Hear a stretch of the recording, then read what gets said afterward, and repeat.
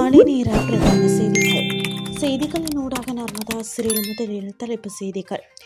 El Nino தாக்கம் நீர் மற்றும் மின்சாரத்தை சிக்கனமாக பயன்படுத்த அறிவுறுத்தல். தீவிரமடையும் டெங்கு இந்த மாதத்தில் மாத்திரம் 30 பேர் உயிரிழப்பு.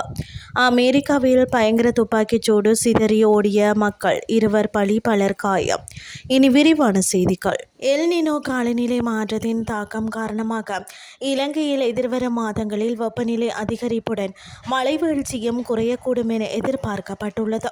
இந்த எல் நினோ தாக்கம் எதிர்வரும் 2027ஆம் ஆண்டு மார்ச் அல்லது ஏப்ரல் மாதம் வரை நீடிக்கக்கூடும் என வளிமண்டலவியல் திணைக்களத்தின் பணிப்பாளர் நாயகம் அஜித் விஜயமான தெரிவித்துள்ளார். நாட்டின் பல பகுதிகளில் வெப்பநிலை 35°C கடந்துள்ள நிலையில் பிற்பகல் 2 மணி முதல் 4 மணி வரையிலான காலப்பகுதியில் பொதுமக்கள் நேரடியாக வெயிலில் நடமாடுவதை தவிர்க்குமாறு அறிவுறுத்தப்பட்டுள்ளனர்.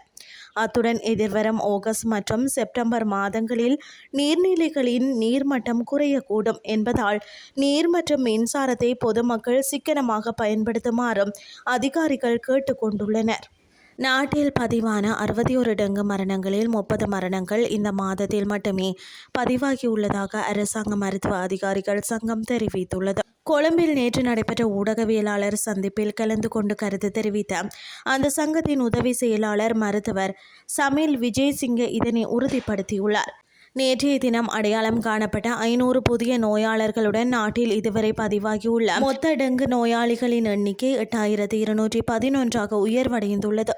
இதேவேளை இலங்கையில் டெங்கு கட்டுப்பாட்டு நடவடிக்கைகளை வலுப்படுத்துவதற்காக நிதியுதவி வழங்க உள்ளதாக கொழும்பில் உள்ள அமெரிக்க தூதரகம் அறிவித்துள்ளது. அமெரிக்க பாதுகாப்பு திணைக்களம் இதற்கான நிதியை வழங்க உள்ளதாக வெளியிடப்பட்டுள்ள அறிக்கையில் தெரிவிக்கப்பட்டுள்ளது. இனி வெளிநாட்டு செய்திகள்.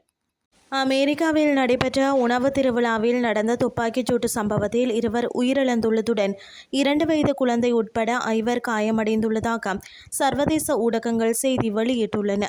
இந்த தாக்குதல் ஞாயிற்றுக்கிழமை மாலை 6 மணியளவில் சியட்டில் சென்டர் வளாகத்தில் நடைபெற்ற பைட் ஆப் சியட்டில் என்ற பிரசித்தி பெற்ற உணவு திருவிழாவின் போது நடத்தப்பட்டுள்ளது. சம்பவ இடத்திலேயே 2 உயிரிழந்துள்ளதாக சியட்டில் தீயணைப்பு திணைக்களம் உறுதிப்படுத்தியுள்ளது.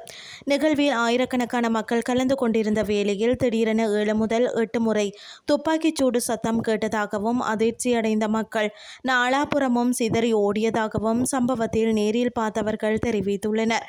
2 வயது குழந்தை, 23 வயது இளைஞன், 3 பெண்கள் உட்பட 5 பேர் காயமடைந்துள்ளனர்.